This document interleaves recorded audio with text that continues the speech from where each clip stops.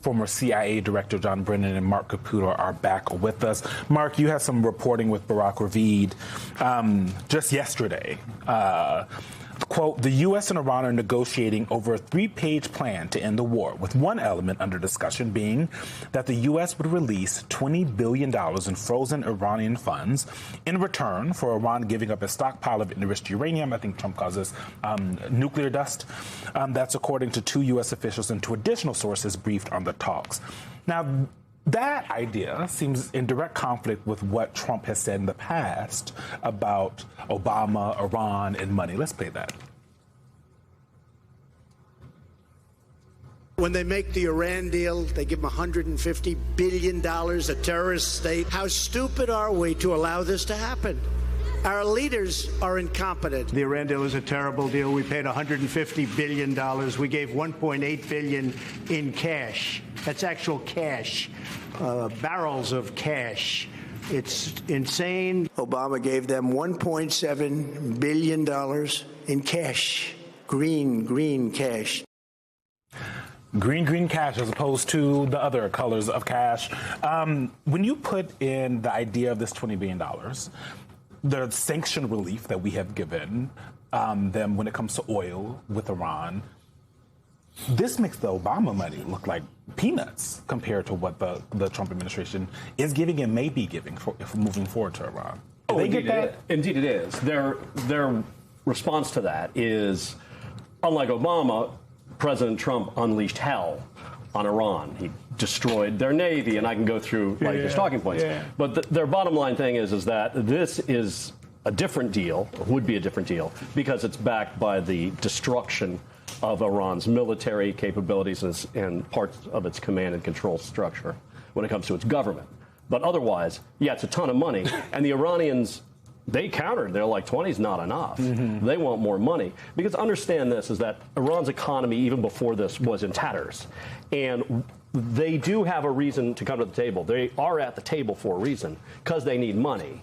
Now, Trump has, after his administration discussed this with us and a number of other outlets and confirmed it, he then said, oh, this is not going to happen. But yesterday was later.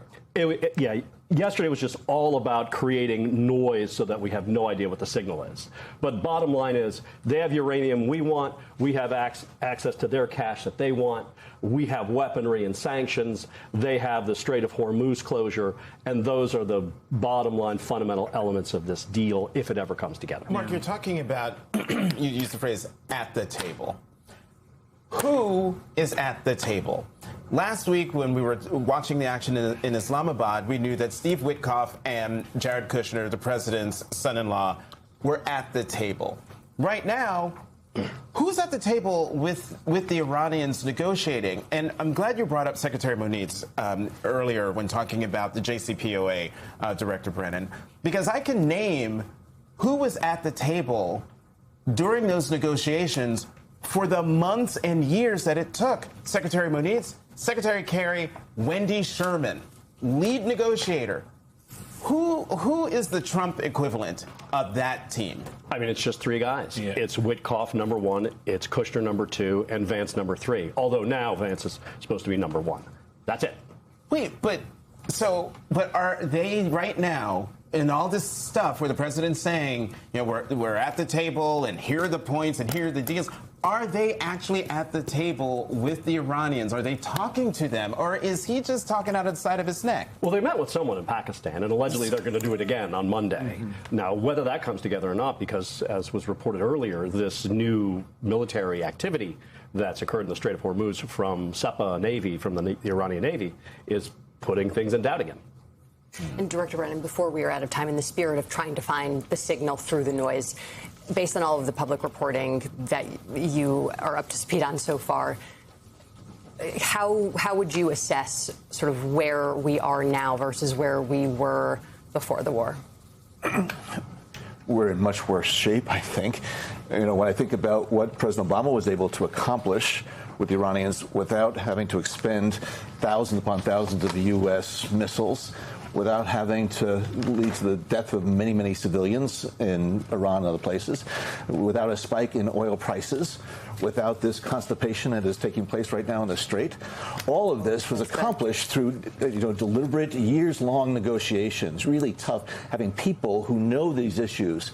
And therefore, I think we're still a long way from resolving these issues.